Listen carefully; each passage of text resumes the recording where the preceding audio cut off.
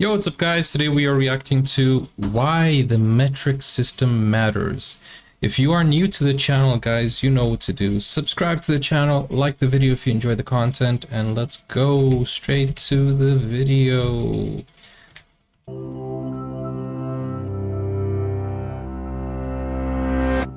What does the French Revolution have to do with the time NASA accidentally crashed a $200 million orbiter into the surface of Mars? Accidentally.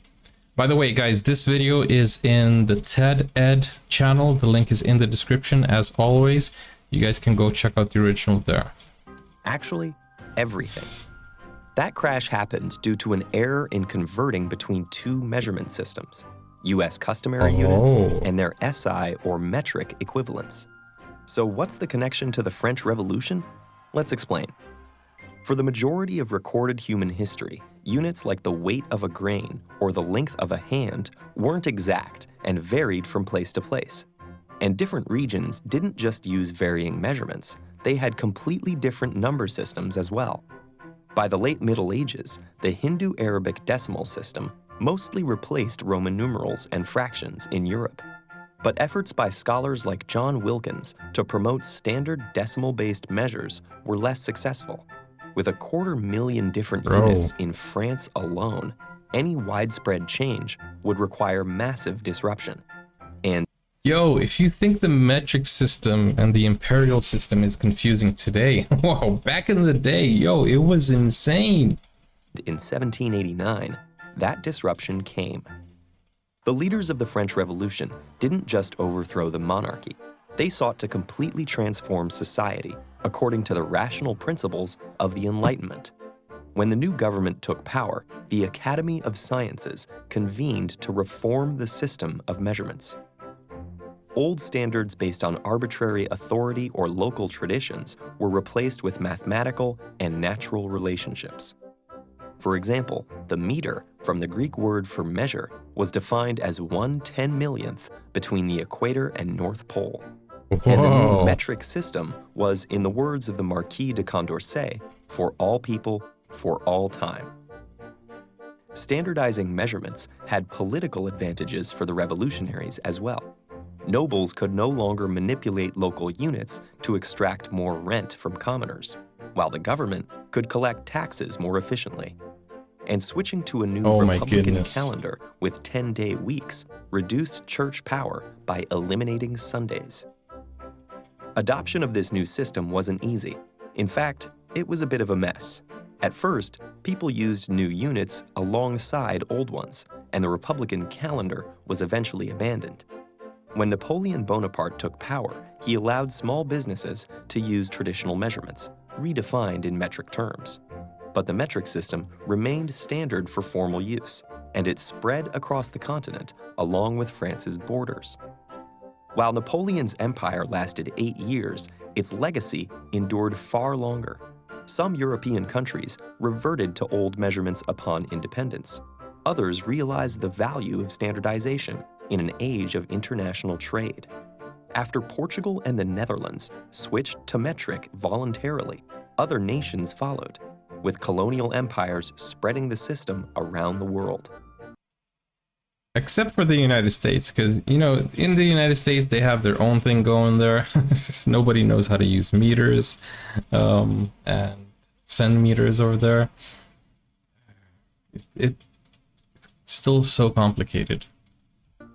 As France's main rival, Britain had resisted revolutionary ideas and retained its traditional units.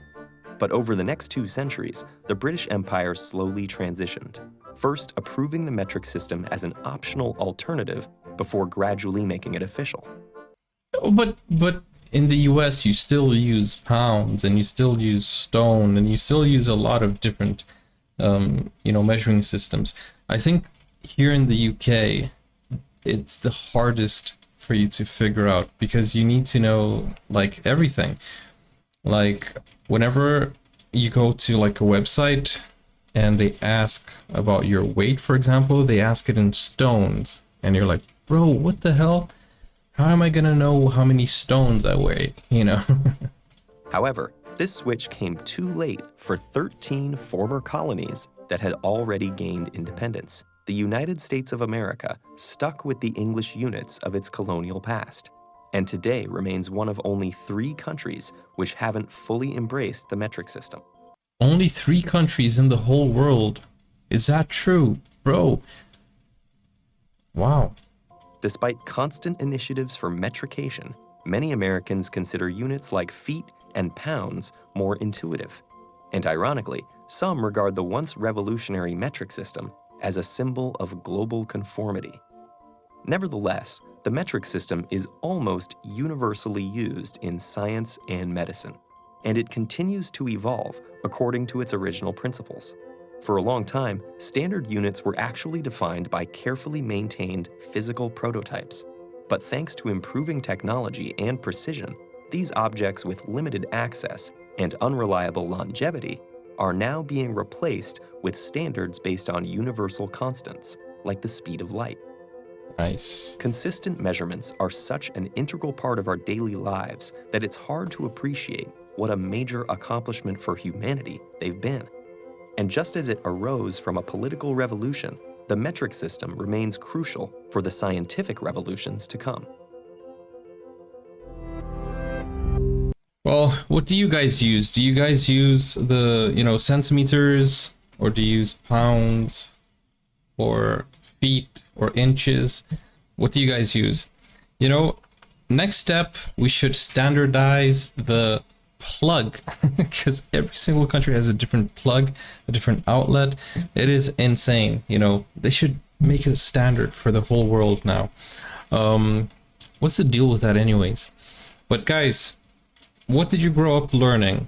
I grew up learning the metric system. But then, did I study the imperial? I don't know if I studied the imperial, because I jumped from country to country, and I can't remember exactly which one. I think I studied a little bit of the imperial, but I did grow up with the metric system.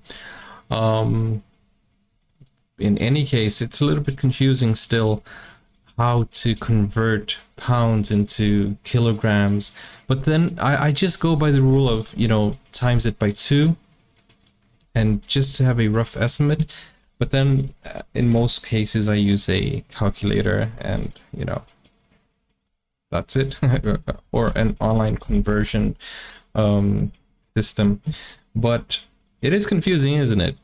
When people, especially like when you're watching videos and people say something like, oh, I ate 2 pounds of food, and you're like, oh, wait, that's a lot, isn't it? No, wait. And then you times it by 2, you divide it by 2 actually to get the kilograms. So you're like, okay, that's less than a kilogram. It is confusing. How do you feel about it? Let me know in the comments, guys. Thank you for watching. If you enjoy this type of content, let me know also what I should react to next. Go check out Ted Ed channel, and yeah, guys, I'll see you soon. Take care. Bye-bye. Now you can get full access to exclusive content, special reactions to shows, series, anime, full movies, and even request a video of your choice. Just become a YouTube member or join Buy Me a Coffee today. Find out more, the link is in the description. Never break, always fight, never quit, do it right.